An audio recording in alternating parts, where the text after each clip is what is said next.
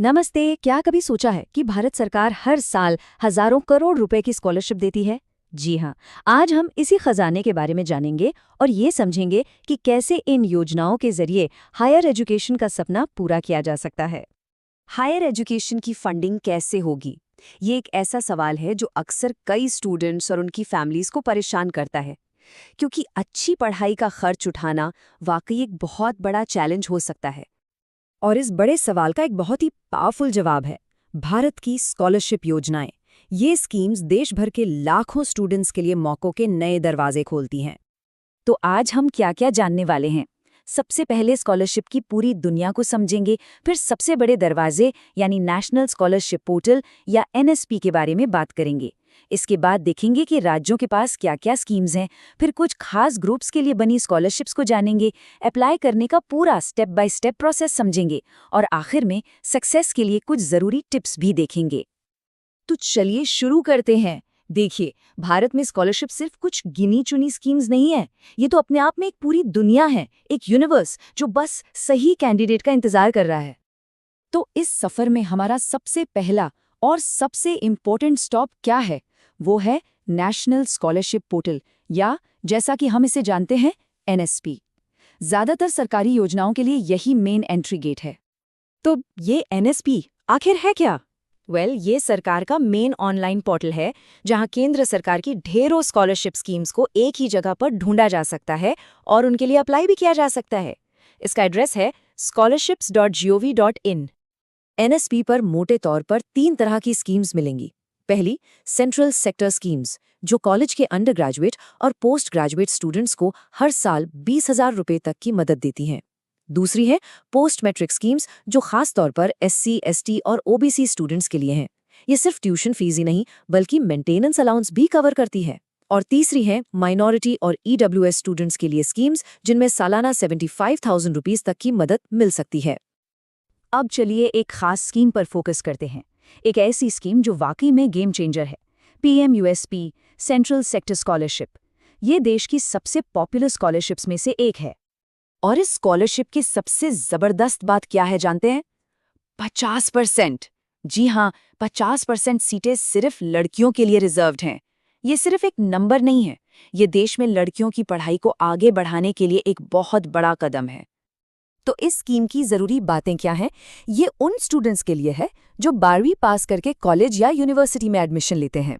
इसमें under graduation के पहले 3 सालों के लिए लगभग 12,000 रुपये सालाना और पोस्ट ग्रेजुएशन या फाइनल ईयर के लिए 20,000 रुपये सालाना मिलते हैं। एलिजिबिलिटी बोर्ड के रिजल्ट और फैमिली इनकम पर तय होती है, जिसकी लिमिट लगभग 4.5 लाख रुपए है। और सबसे अच्छी बात, सारा पैसा सीधे बैंक अकाउंट पे आता है, डायरेक्ट बेनिफिट ट्रांसफर यानी डीबीटी के जरिए। लेकिन कहानी सिर्फ एनएसपी पर खत्म नहीं होती, ये तो बस शुरुआत है।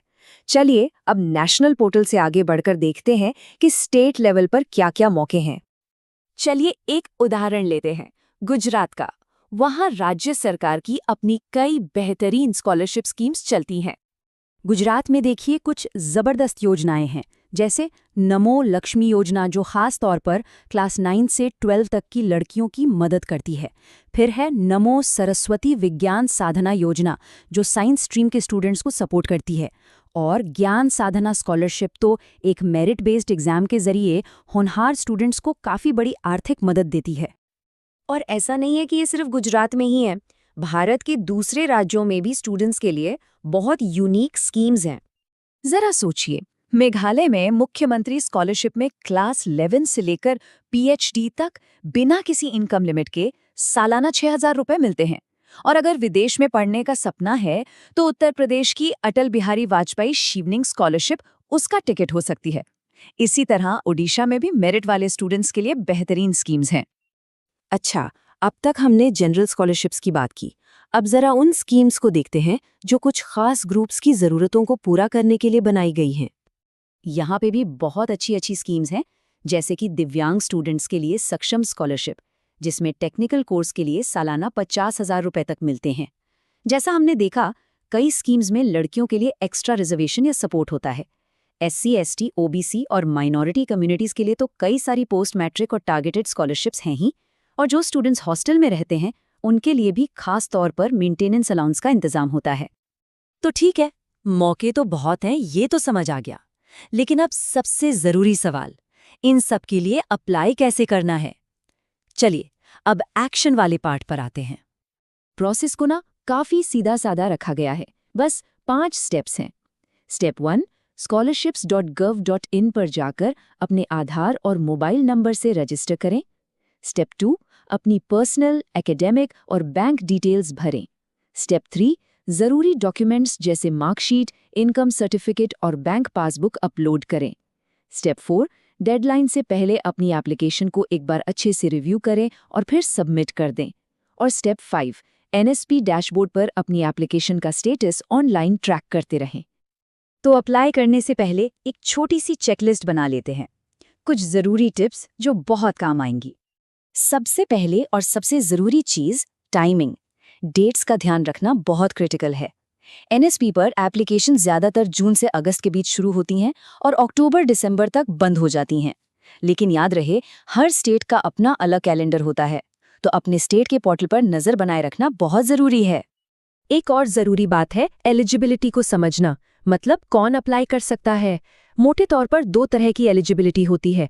एक है मेरिट बेस्ड, जो पढ़ाई में परफॉर्मेंस और एग्जाम के स्कोर पर डिपेंड करती है, और दूसरी है इनकम बेस्ड, जो तब लागू होती है जब फैमिली की इनकम एक तय लिमिट से कम हो।